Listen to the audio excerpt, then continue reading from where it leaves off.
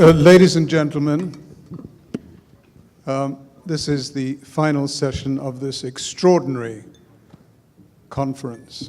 A most dramatic conference held here in Brazil, where we have seen before our eyes in the courts over the last few weeks and in the legislature, in parliament, over the last few days, action in pursuit of the elimination of corruption and other values at the heart of the rule of law, at the heart of the rule of law's values of legality and equality. What a scene to hold a conference.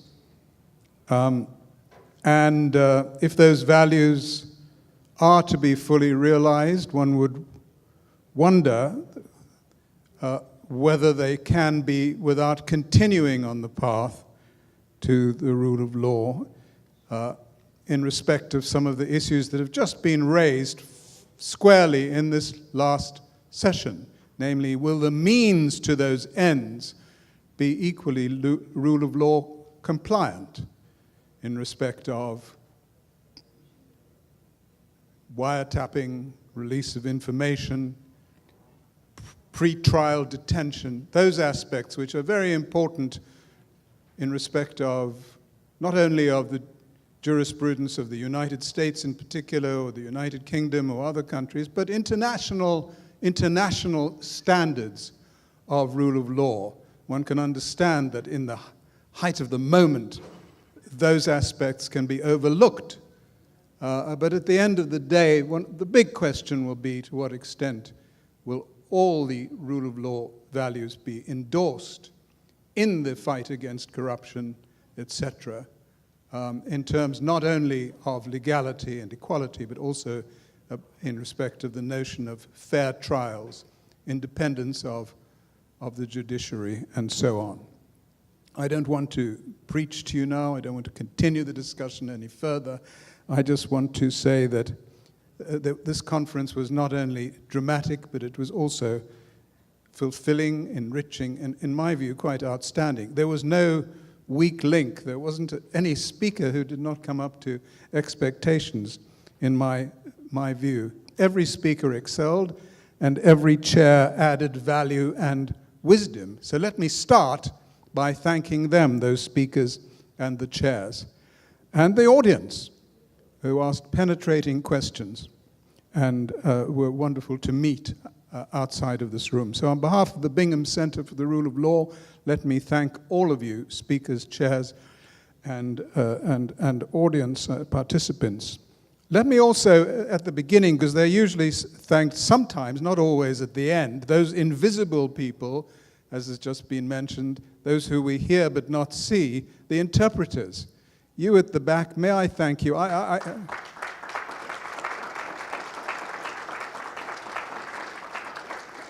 so glad of that applause, because I found the interpretation absolutely faultless, and I thank you for that. And that's very, in my experience, very, very rare in international events to have that quality and that consistency of interpretation. May I then thank the Jones Day Foundation for their very generous support for this conference, and for the Bingham Center's Global Rule of Law Exchange, in which Jones Day are our global partner. There were many members of the firm that were here today and yesterday, and I so enjoyed meeting. But let me in particular thank you, Luis Riesgo, and Marcelo Halake, who chaired the last session. It was just a privilege working with all of you. There are partners that we have had who could be described as partners from hell, but you were partners from heaven.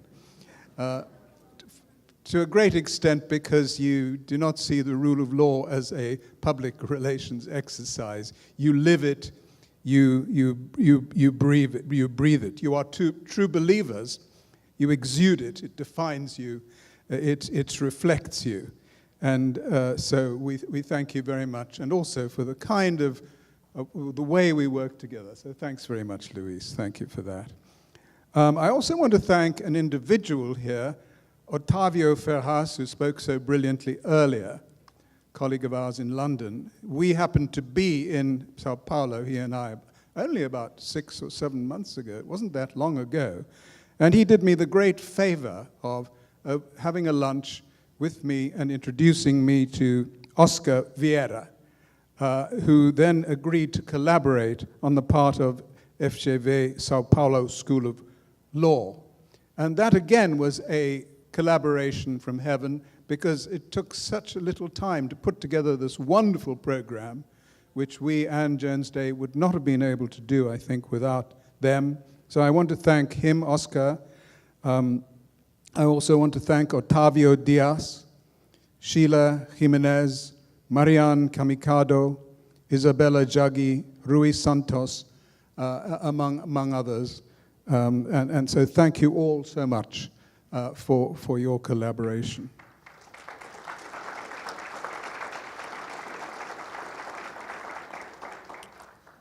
We've already thanked Arias and Munoz for their help in putting together that original paper for this conference, which Jan van Zeilsmit, my colleague, delivered this morning, and I think that's a real contribution. And finally, let me thank my colleagues in the Bingham Centre, some of them in London now, the Deputy Director, Lawrence McNamara, who chaired a session this morning, who's put on a huge amount of work behind the scenes here. He's done so much more than I thought, and probably he thought he would have to do, even while here.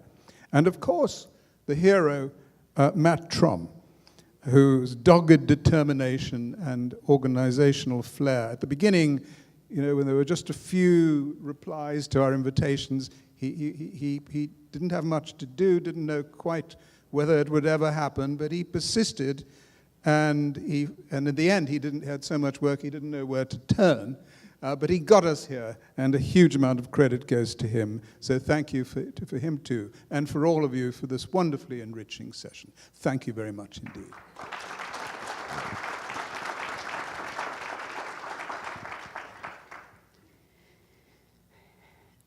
Foi também uma grande honra, e é uma honra estar aqui agora, acho que representando a Escola de Direito de São Paulo, nesse encerramento, e eu gostaria apenas de, talvez, acrescentar, não é um acréscimo de informação, mas é, talvez, um último tópico ligado ao último painel também. Não há rule of law sem que também os direitos dos acusados sejam devidamente contemplados. E só para responder a colocação do Pedro, os advogados criminalistas não estão tão envolvidos na Lava Jato como os advogados não criminalistas, que têm sido acusados, por exemplo, de transferir valores a título de pagamento de propina, terem feito engenharias com operações societárias que efetivamente esconderam valores, serão agora muito reveladas na ressaca do Panama Papers. Mas eu também queria destacar um outro papel, muito brevemente, isso também responde à pergunta do Nicolai, o aluno da GV, que colocou uma questão lá atrás. Nos superprocessos, que a gente chama, como são processos como a Lava Jato e vários outros no país, a posição de defesa geralmente fica muito debilitada, por uma conjunção de fatores, mas o principal deles, de que é uma luta muito desigual, ainda que o advogado mais empoderado, sob todos os sentidos que os senhores e as senhoras pensarem, lidar com uma equipe de, por exemplo, 44 membros do Ministério Público Federal, dezenas de agentes da Polícia Federal, ou centenas, dezenas de agentes da Receita Federal, investigando já há mais de 3 anos o mesmo caso e prendendo pessoas e, imediatamente, colocando esses advogados com um arsenal, diante de um arsenal probatório que é praticamente inacessível. Com clientes presos, que não é pre-detention no Brasil, é detention during the trial, e no qual esses advogados têm 10, 20, às vezes poucos meses para avaliar toneladas de gigabytes de informações, desde interceptações telefônicas, das quais os advogados tomam ciência pela mídia, buscas e apreensões em empresas de porte nacional, Imaginem o que é uma busca e apreensão numa empresa com 10 mil empregados. Acesso a dados eletrônicos e quebra de sigilo bancário e fiscal, não só nacionais, como de contas bancárias no exterior. Então, eu acho que a gente não completaria essa imagem de Rule of Law sem também destacar esse lado. Eu faço minhas as palavras do meu antecessor, e eu gostaria de agradecer a todos e destacar também o papel do Matt e do Otávio, que ficaram no dia a dia conversando conosco sobre todos os detalhes desse evento.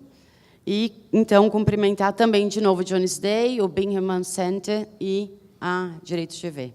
Obrigada.